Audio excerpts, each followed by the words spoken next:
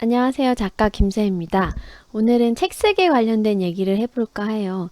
사실 제가 책을 쓰고 싶어서 글을 쓰는 연습부터 했고, 책도 되게 많이 읽고, 칼럼을 3년을 쓰고, 그 다음에 책 쓰기에 관련된 책들을 구입하고, 배워서 이제 책이 나오게 됐는데요.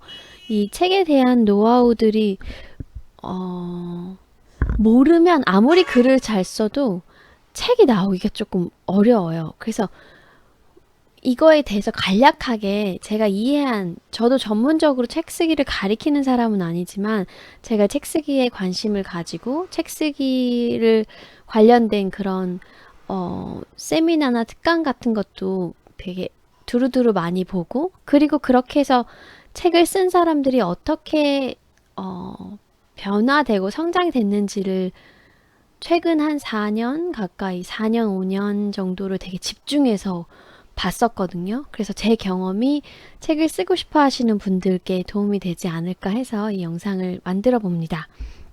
네. 일단 첫 번째는요, 기획이 되게 중요해요. 그러니까, 나는 책 쓸 내용이 없어요 라고 하시는 분들도 있고, 나는 책 쓸 내용이 너무 많아요 라고 하시는 분이 있잖아요. 쉽게 예를 들면, 냉장고에 내가 돼지고기도 있고, 닭고기도 있고, 소고기도 있고, 생선도 있다고 해봐요. 그러면 이 네 가지를 다 넣고 국을 끓이면 그 국이 맛있을까요? 그쵸. 되게 맛이 없을 거예요. 제가 요리를 처음 배울 때 이런 일을 실수로 한 적이 있어요. 잘 몰라서 다 넣었는데 되게 재료를 버리게 되더라고요. 그럼 어떻게 먹는 게 맛있나? 돼지고기는 돼지고기대로 먹는 게 맛있고, 소고기는 소고기대로 먹고, 닭고기는 닭고기대로 먹고, 그 다음 생선은 생선대로 먹는 게 낫죠. 자, 그럼 예를 들어서, 어, 닭고기로 컨셉을 잡았다고 합시다. 그럼 이 닭고기를 어떤 사람이 먹을지를 생각을 해야 돼요. 만약에 젊은 층이 먹는다면 튀김이나 뭐 구이, 약간 좀 딱딱하게 바삭바삭하게 굽는 것도 괜찮을 것이고, 만약에 할머니, 할아버지, 이가 좀 불편하신 분들이 드신다라고 하면 굉장히 물을 많이 넣고 오랫동안 고아서 살이 여들여들하게 나오게끔 할 것이고, 애기들이 먹는다면 그걸 잘 다져가지고 네, 하겠죠. 들어가는 재료도 다 다를 거예요. 애기들은 야채랑 뭐 이런 걸 다 다져서 이유식처럼 만들고, 어르신들 같은 경우에 좀 한약재를 넣어도 괜찮고, 20대, 30대 같은 경우에는 그 튀김이나 이런 소스에 어울리는 감자튀김이나 맥주 같은 걸 같이 준비하면 좋고, 대충 이제 뭔가 감이 오시죠? 책을 쓸 때도 바로 이게 되게 중요해요. 내가 가지고 있는 그 삶의 재료들 있죠. 내가 관심 있어 하는 거, 그 모든 것들을 다 한꺼번에 때려 넣으면 볼 수 없는 책이 돼요. 그래서 내 기억들 중에서 내가 말하고 싶어 하는 건 누구지? 내가 말하고 싶어 하는 게 뭐지라고 생각하는 게 되게 중요해요. 그래서 누가 먹을 거지가 되게 중요한 거죠. 그러니까 오늘 난 닭고기를 컨셉으로 정했어 라고 한다면 이걸 누가 먹을 건지 라고 하면 돼요. 그래서 제 책이 요 책이잖아요. 내가 상상하면 꿈이 현실이 된다.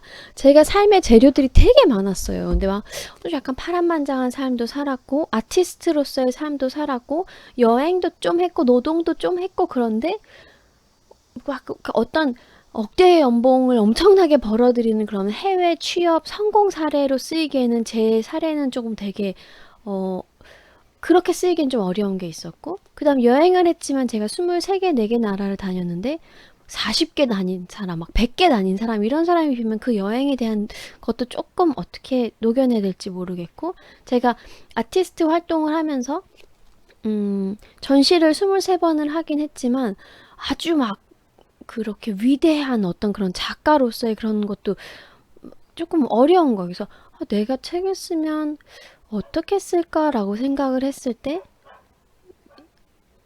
이런저런 인생 경험을 하면서, 저의 20대, 10대 후반 20대는 제가 원하지 않는 방향으로 막 인생이 흘러가던 시기였었거든요. 그래서 이런 경험도 하고 저런 경험도 하고 막 되게 많은 사람들을 만나고 되게 원하지 않는 상황들에 제가 노출될 때가 많았어요. 그럴 때 그거를 막 견뎌내가면서 일을 해가면서 돈을 벌어서 생계를 유지하면서 제 꿈을 이루기 위해서 막 고군분투한 그 흔적들이 있거든요. 그럼 이 내용들을 어떻게 엮으면 좋을까? 저는 희망이라는 컨텐츠를 그때 생각을 했어요. 제가 20대, 30대 초반 때 진짜 잠을 못 자고 너무 절망에 휩싸여 있다라는 생각을 많이 하면서 지냈기 때문에 내가 만약에 살아남는다면 나는 꼭 아무리 어렵고 힘들어도 이겨낼 수 있다, 희망을 가질 수 있다, 삶은 변화될 수 있다라는 그런 메시지를 담은 책을 쓰고 싶다라는 생각을 하고 있어서 제가 가지고 있는 어떻게 보면 저한테는 좀 감추고 싶기도 하고 좀 숨기고도 싶었던 좀 약간 부끄러운 과거들을 내가 이렇게 성공했다라고 드러내는 그런 컨셉의 책이 아니라 나는 이렇게 많이 실패했고 저렇게 실패했고 이렇게 넘어졌는데 요렇게 다시 한번 시도해보고 저렇게 조금 시도해보고 요렇게 해봤더니 내가 가지고 있던 문제점, 뭐 폭식증이라든지 거식증이라든지 우울증이라든지 그다음 분노 조절 장애라든지 이런 여러 가지 마음의 감정들을 요렇게 변화시킬 수 있었어요라는 그런 책의 컨셉으로 나오게 된 거죠. 무슨 얘기인지 아시겠죠? 그래서 이거는 20대, 30대 여자분들이 혹은 청춘, 네, 해외여행도 가보고 싶고 집에 돈이 없지만 이런저런 여러 가지 경험을 해보고 싶고 지금은 내가 꿈에 상관없는 직종에서 일하고 있지만 꿈을 이루고 싶고 이런 사람들을 위해서 조금 젊은 층들에게 희망을 주는 그런 컨셉으로 정해져서 책이 나오게 된 거예요. 또 다른 책들을 제가 그냥 이 출판사나 저자와 전혀 상관없이 그냥 제가 무작위로 책을 뽑은 거를 몇 개를 보여드릴게요.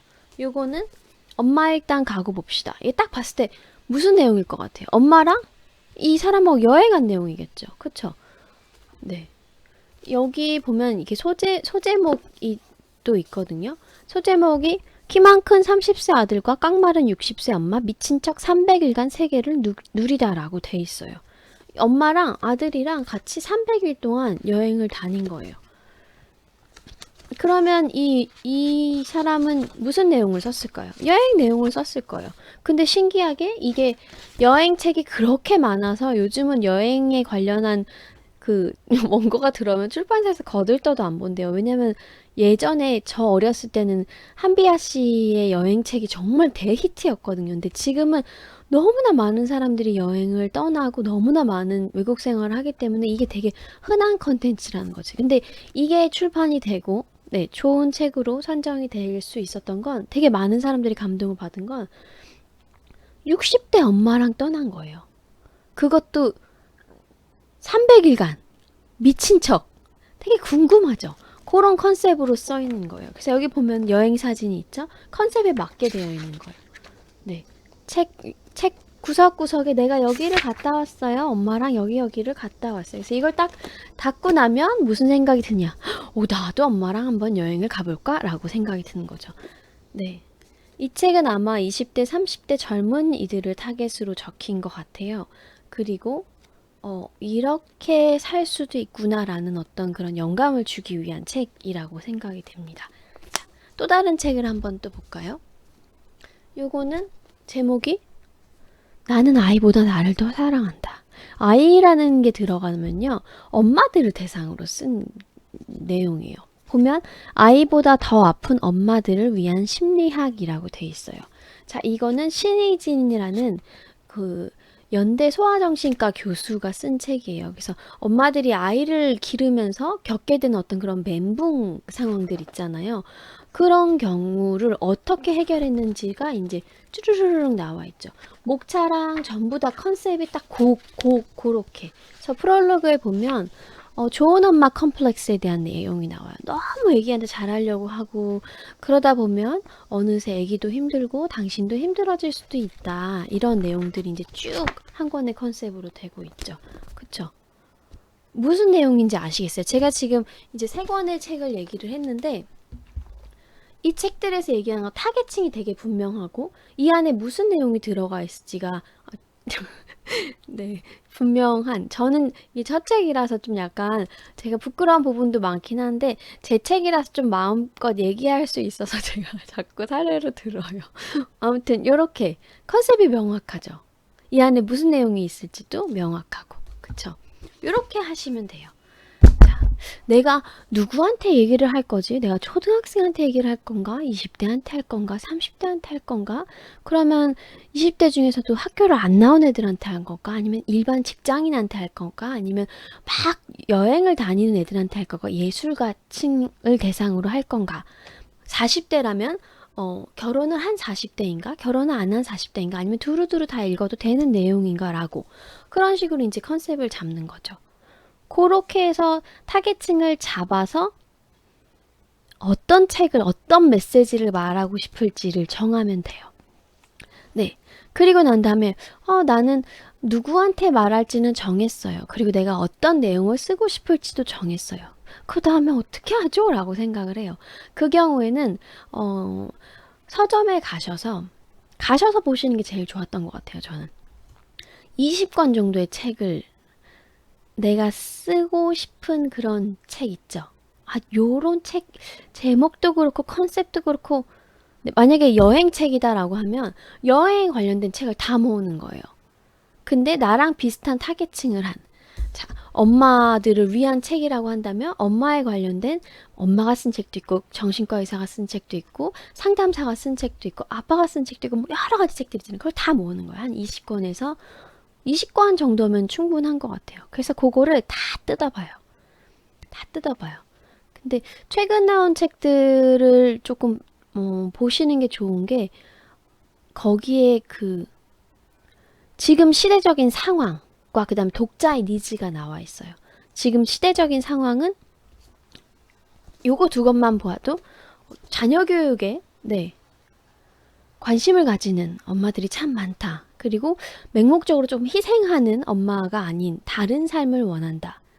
이런 컨셉이죠. 그래서 이 책도 나오고 그 프랑스 육아도 나오고 계속 육아법에 대한 책들이 엄청나게 쏟아지고 있어요. 시대 상황이 보이죠.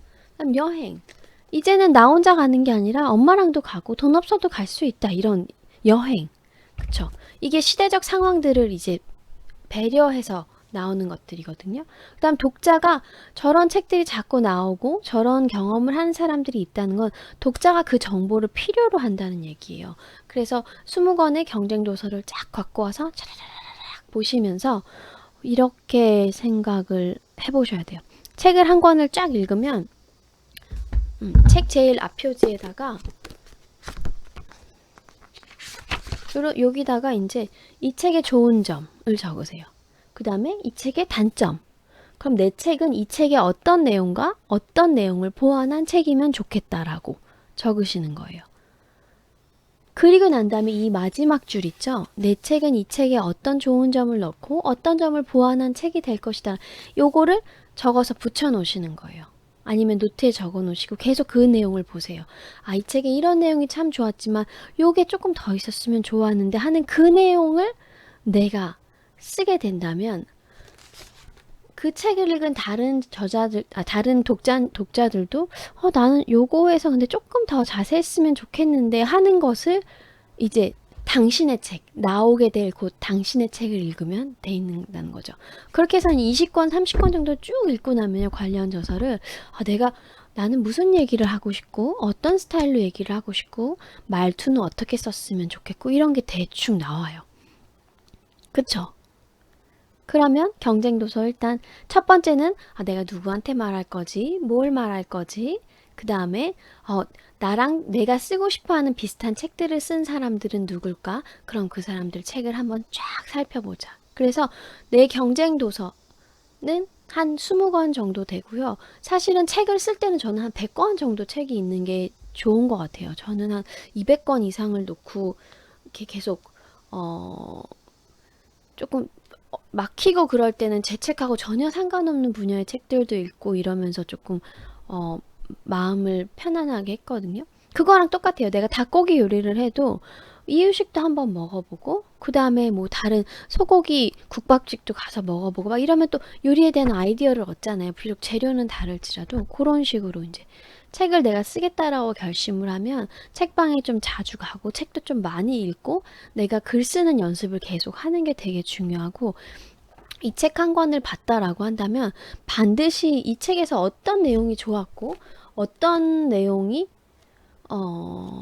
조금 더 부연 설명이 필요했는지에 관련한 것도 쭉 적어서 이렇게 내두시는 게 좋아요. 그리고 책을 이렇게 접으셔가지고 이 안에 되게 좋은 내용들이 많잖아요. 그런 내용들을 이렇게 접어놓고 내 책에다가 인용을 할 수가 있어요.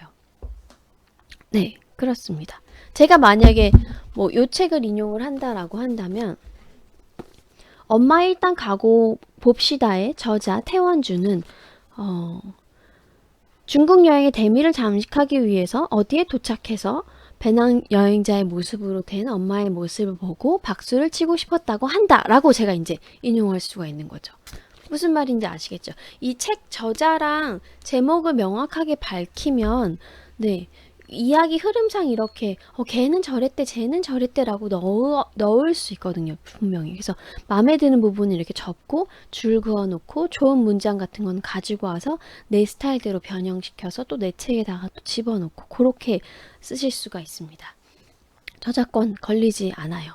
왜냐면 이거를 그대로 싹 다 베껴온 게 아니고 이렇게 인용한 거기 때문에 논문에서도 인용 되게 많이 하잖아요. 인용한 거기 때문에. 네. 일단은 거기까지 했고 그 다음에 고객의 니즈를 파악을 해야 되는데 고객이 어떤 니즈를 가지고 있을까? 내가 중요하게 생각하고 있는 타겟층은 뭘 고민할까를 생각해 보시면 돼요. 제가 유튜브 채널을 처음 오픈할 때도 이 고객의 니즈가 있었어요. 저는 제가 막 영상 중에서 막 꽹과리를 친다거나 막 이렇게 하는 영상이 없어요. 왜 그러냐면 저는 철저히 불면증 그리고 잠을 잘 못 자는 생각이 좀 많고 잠을 좀 못 자는 그런 사람들이 마음을 편안하게 하기 위한 어떤 그런 내용들을 조금 많이 담았으면 좋겠다. 밤에 잠이 안 와서 막 이것저것 뒤적이던 사람들이 그만 방황하고 좀 편하게 잘 수 있는 내용들, 잔잔한 내용들이 많았으면 좋겠다라는 컨셉을 가지고 했거든요. 그래서 말투도 항상 일정하고 배경이나 이런 것도 그렇고 시끄럽거나 뭐 이렇게 막 격렬한 상황이 일어나지 않게끔 하죠. 그리고 제가 돈에 대해서 요즘 컨텐츠를 좀 다루고 있긴 한데 불면증이나 어떤 걱정이 되게 심하게 있는 마음을 아무리 편하게 가져도 심하게 있는 것의 원인 중에 하나가 이제 돈을 벌어도 막 너무 많이 써버린다거나 어떤 돈에 대한 어떤 잘못된 생각이나 이런 것들 때문에 마음의 상처가 조금 과거에 대한 내려놓음이 됐고 난 다음에는 내가 살 궁리를 좀 찾아야 되거든요. 근데 그게 돈도 되게 중요해요. 그래서 제가 알고 있는 돈에 대한 내용든지 컨셉을 이렇게 풀고 있어요. 제가 좋아하고 자면서도 들으면서도 약간 불끈불끈 내일은 이걸 해야지라는 생각이 드는 그런 컨텐츠들을 저는 일관적으로 하는 거예요. 이 고객들이 나의 그러니까 시청자들이죠. 시청자들이 밤에 잠을 자고 마음을 내려놓고 좋은 확언을 하고 나에 대한 꿈을 만들기 시작하면 그 다음에 뭘 하고 싶을까? 그럼 여행도 하고 싶고 뭣도 하고 싶을 텐데 그냥 맨몸으로 할 수 없으니까 그럼 돈을 어떻게 버는 방법 알려줍니까? 이렇게 쭉 이어지는 거예요. 그러니까 여러분도 근데 제가 이 돈에 대한 얘기를 하기 전에 되게 오랫동안 마음의 상처를 내려놓는 거, 과거의 기억에서 벗어나는 법, 그런 법을 굉장히 오랫동안 얘기를 했거든요. 그러니까 그거를 충분히 다뤘다고 생각을 하면 책으로 치면 그거를 그냥 한 권으로 내시고 그 다음에 두 번째 책으로 돈에 대한 내용을 또 이렇게 내시면 돼요. 책 시리즈별로. 무슨 말인지 아시겠죠? 그런 식으로 고객의 니즈를 체크하면 되는데 베스트셀러는요.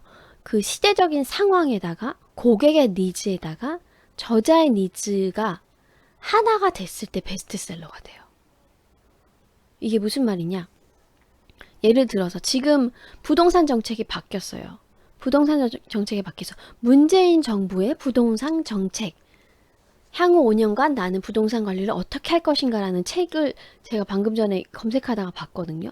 그거는 되게 시대적 상황에 맞는 거예요. 왜냐하면 정부 정책이 완전히 바뀌었잖아요. 근데 독자들은 그래서 내가 부동산을 사야 되나 아니면 내려놔야 되나 아니면 더 사도 되나 아니면 이걸 팔아야 되나라는 약간 그런 혼란이 있단 말이에요. 근데 그거를 정책적으로 정리를 한 거고 이 저자는 이 상황에서 내가 이런 정보를 꼭 전해야만 돼라는 사명감을 가지고 자기가 가지고 있던 그 방대한 자료들을 한 권의 책으로 이해하기 좋게 이렇게 해서 내놓은 거예요. 그래서 그 책이 지금 출간된 지 얼마 안 됐지만 저는 굉장히 좀 인기리에 팔릴 거라고 생각을 하고 있어요. 왜냐하면 부동산 정책이 지금 너무 많이 바뀌었기 때문에.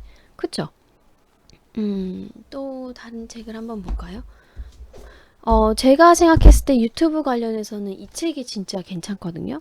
이게 시대적 상황으로 유튜브를 하고 싶어, 이전에도 이제 유튜브에 관련된 책은 되게 많았어요. 근데 유튜브로 실제로 돈을 벌고 있는 크리에이터가 굉장히 다양하게 노하우를 다 그냥 알려주는 방송.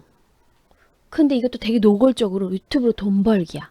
그 독자의 니즈는 내가 유튜브를 하고 싶어. 근데 내가 이걸 하는 이유는 딱 하나지. 돈을 벌고 싶어서 되게 노골적으로 시대적 상황과 독자의 니즈가 나온 거예요. 그리고 저자의 니즈도 있죠. 저자의 니즈는 이걸로 이미 크리에이터 생활을 하고 있던 사람이기 때문에 이걸로 나는 이 내용을 알리고 그리고 이걸로 강연도 하고 조금 내 채널에 대한 팬층도 더 늘리고 내 브랜딩을 조금 더 하고 싶어라는 컨셉으로 나온 거예요.